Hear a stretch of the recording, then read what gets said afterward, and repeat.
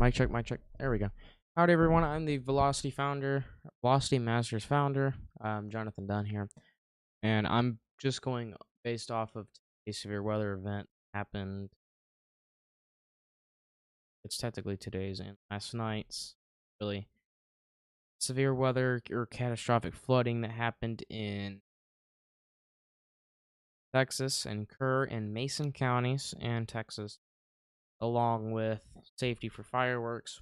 Why did this flash flood phenomena did not get forecasted the way it should, etc. So here's your current look on the radar. You could see it's still very clear. Above me, I'm going to be showing the past rain near them times. And we're also going to be going off of models, day 1s, day 2s, day 3s, and along with the flash flood concern and when those got issued.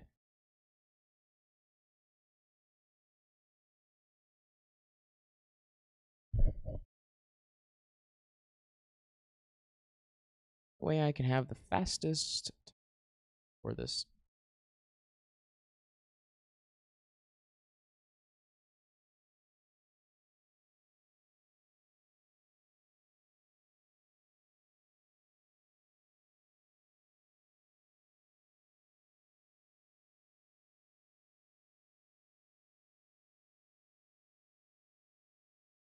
All right, so here's the current look on the radar. We have one severe thunderstorm warning. This is in western Kansas. This will be expiring midnight. We do have this one severe thunderstorm warning. This will be expiring as well at midnight. So we're basically gonna be going over this presentation that me and Mike gathered. So this is our.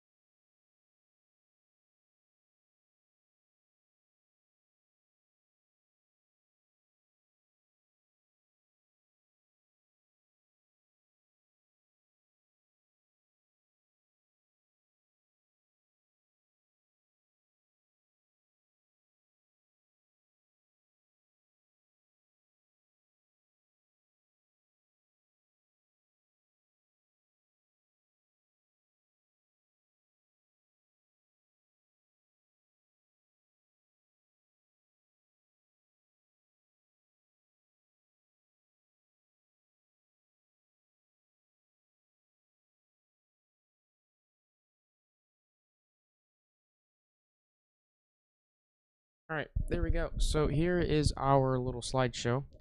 Um, so here's your current tropical storm Chattanooga as it hits landfall. It is currently making landfall near Myrtle Beach. It is not a down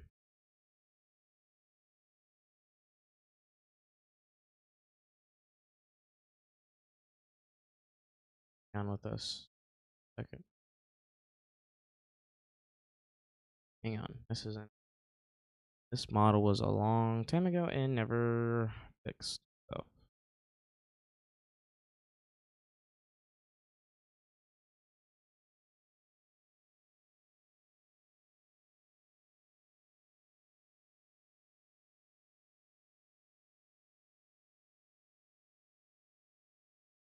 sorry about that. Here, get a new one. Doesn't fuck itself over. You guys did not hear that, by the way. There we go. All right. Now, here we go. So, the major hurricane, it's not a major hurricane. This starts at Category 3. This is not even a hurricane yet, and it's only at 50-mile-an-hour winds as of 10 p.m. tonight. I can get the newest information. Still at 50 miles an hour, and everything still stays the same. It has probably made landfall by now. It is not a hurricane, 50-mile-an-hour winds. Obviously, this is not something to be really majorly worried about. Flooding is not going to be the main concern as of right now. So, let's move on. Catastrophic flooding in Kerr and Mason counties. As of right now, we have 50 or more people that have passed away, and we have 29 missing. This could be way higher due to the 4th of July celebration on the river. The highest rainfall amounts is 15 inches in Mason County and was over 10 inches in Kerr County. Highest river flooding was 6 feet in 45 minutes, and this was quoted by the county's sheriff. Gallons of rain fallen was 1.8 trillion gallons. This is just, kind of neat little fact. Moving on, here's some 4th of July fireworks safety tips. There has been a lot of injuries from this 4th of July in regards with people lighting their fireworks, such as in their cars, with children nearby, not in a safe environment to launch your fireworks. Ensure fireworks are legal in your area before purchasing them or using them. This can really mean that they fit the standards of being used as fireworks and can explode safely. Purchase fireworks from licensed sellers and avoid the package in brown paper, which may be intended for professional displays. Select a clear and open outdoors space away from buildings, dry grass, trees, or flammable materials such as wood, fences sometimes, and obviously grass. Never allow children to handle or ignite fireworks, including sparklers, and supervise them closely if they are presented to them or present. I personally have burnt my hand on a firework when I was young, and I agree with that. Do not hold fireworks in your hand while lighting them. Never aim them or throw them at people, animals, or property. There was a report, I think this year or last year, there was a report of a dad with his son in the back seat of a car, and he lit the firework in his car and lost his fingers, and the kid had a hole through his leg from a firework. So please do not do it. After lighting, step back to a safe distance, at least 10 to 25 feet for ground-based items and 150 feet for aerial items. Never ignite fireworks in a metal or glass containers. Obviously, cars are metal and glass. Never attempt to relight a firework that has not been ignited properly. Wait several minutes, soak it in water, and dispose of it safely. Light only one firework at a time and maintain a safe distance after lighting.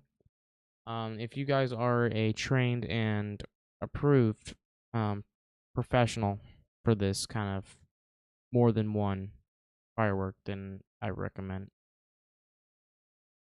Appoint a responsible adult to handle the firework and ensure they are not under the influence of alcohol or drugs. Carefully read and follow all instructions and warnings on the fireworks packaging. as that can. So here's where the 4th of July predictions went wrong. This was ours. This was our storm predictions, and this was the SPC's. You can see ours, SPC, ours, SPC, ours, SPC. As you can see, there is not much of a difference between the two. They include similar areas. The highest risks, such as slight, is in similar areas, and does not include severe area for flooding.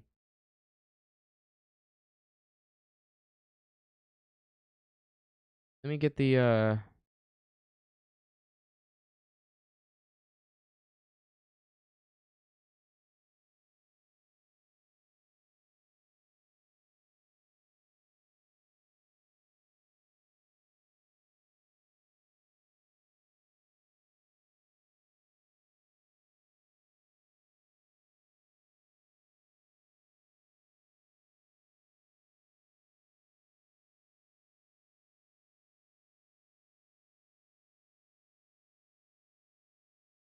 all right, so here is your excessive rainfall outlook. This was shown on the excessive rainfall or NOAA.gov. This was shown and was forecasted properly with a moderate and should have been a high. This was a little bit underestimated.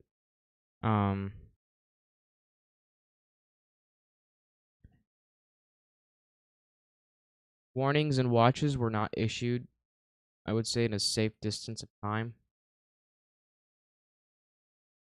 Let me see when I can get the flash flood watch.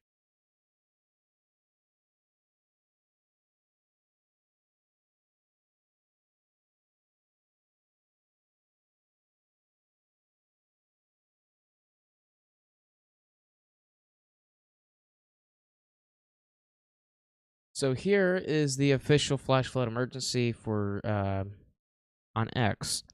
This includes your Kerr counties such as Caryville, Ingram, Centerpoint, and Hunt. This was the initial severe warning for this, and then we also had this one for Hunt, Ingram, and I believe Mason counties. Here's your other warning for Comfort as it raced towards the east.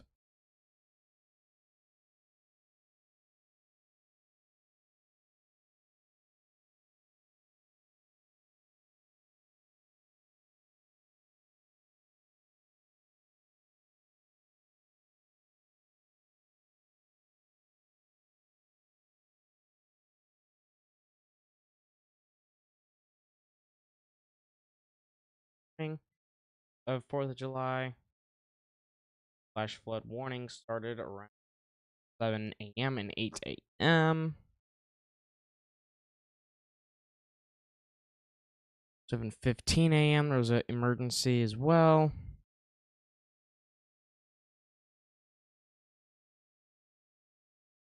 So you can see there has not been a single watch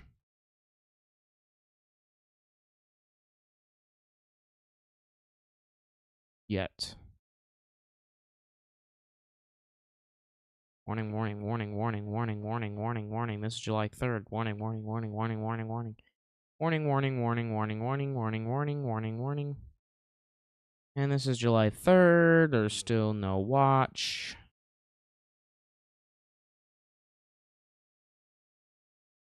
Still July 3rd, afternoon. Morning hours, still no watch. Still no watch. Almost in the second. We are in the second. So as you can see, the Storm Prediction Center failed to issue their flash flood watch in advance to give people heads up, which means that usually this happens, but fortunately it did not.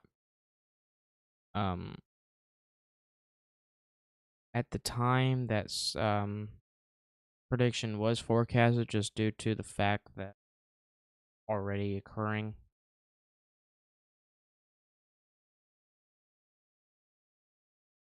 It's definitely a sad moment to click in, especially for me, because I was not home at the time, and nor could I or my team forecast it because our agency was closed on July 4th, and we did not have the sufficient programs to issue such warnings quick or watches quick.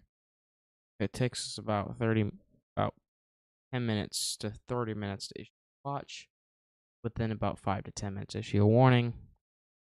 So we personally, we don't have the proper equipment nor funding to issue such things, nor do we have the programs. We programs, but we do not have capabilities to issue them under our name.